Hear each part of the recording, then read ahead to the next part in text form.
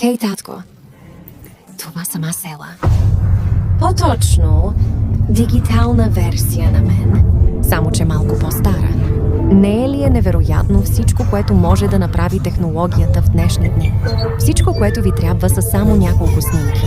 Същите като тези, които споделяте в социалните мрежи. Откъдето могат да бъдат взети и използвани. От всеки.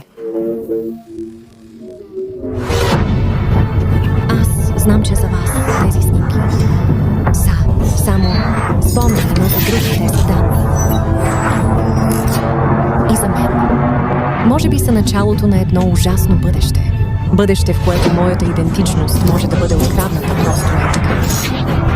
Или пък да отида в затвор за неща, които никога не бих сторила. Представете си, че моят социален статут бива унищожен. Татко или моят глас копиран, за да те измамят мамо. Мамо, в проблеми си. Трябваш ми да бъдете преценители. Не искам да ставам за подигравка.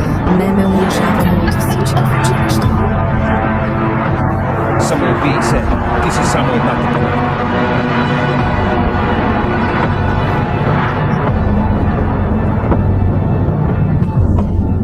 И със сигурност не искам.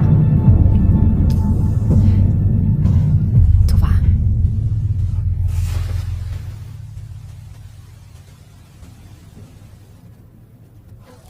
Това, което вие споделяте онлайн, е като дигитален отпечатък, който ще ме следва наоколо до края на живота ми.